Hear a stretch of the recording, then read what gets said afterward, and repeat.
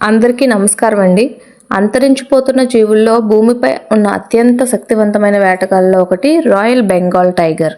ఇది భారతదేశం యొక్క జాతీయ జంతువు కూడా. ఈ పులులు ప్రధానంగా భారతదేశం, బంగ్లాదేశ్, నేపాల్ మరియు భూటాన్ దేశాల అడవుల్లో కనిపిస్తాయి. ముఖ్యంగా మాంగ్రూవ్ అడవులుగా ప్రసిద్ధి చెందినటువంటి సుందర్బన్స్ అడవుల్లో ఇవి కనిపిస్తాయి. ఒక మగ పెద్ద పులి దాదాపు 200 నుండి 260 కిలోల వరకు బరువు ఉండవచ్చు. పులి శరీరంపై ఉన్న నలుపు గీతలు ప్రతి పులికి ప్రత్యేకంగా ఉంటాయి. మనుషుల వేరుముద్రలు ఎలా అయితే ప్రత్యేకంగా ఉంటాయో ప్రతి పులి యొక్క చర్మంపై ఉన్నటువంటి గీతలు కూడా అలాగే ప్రత్యేకంగా ఉంటాయి. పులి ఒక అద్భుతమైన వేటగాడు. ఇది ఎక్కువగా రాత్రిపూట వేటాడుతుంది. జింకలు, అడవి పందులు వంటి జంతువులను వేటాడి జీవిస్తుంది. కానీ ఒకప్పుడు ఈ మహాజంతువు తీవ్రమైన ప్రమాదంలో పడింది. అక్రమ వేట మరియు అడవుల నాశనం కారణంగా పులుల సంఖ్య వేగంగా తగ్గిపోయింది.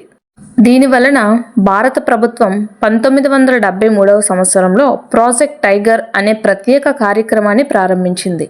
ఈ కార్యక్రమం ద్వారా పులుల కోసం ప్రత్యేక టైగర్ రిజర్వ్స్ని ఏర్పాటు చేశారు. అడవులను రక్షించడం మరియు అక్రమ వేటను అడ్డుకోవడం వంటి చర్యలు తీసుకున్నారు.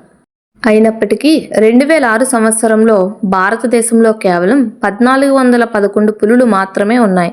ఇది దేశానికి ఒక పెద్ద హెచ్చరికగా మారింది. ఇప్పుడు భారత ప్రభుత్వం పులుల సంరక్షణ కోసం కఠినమైన నియమాలు అవలంబించింది.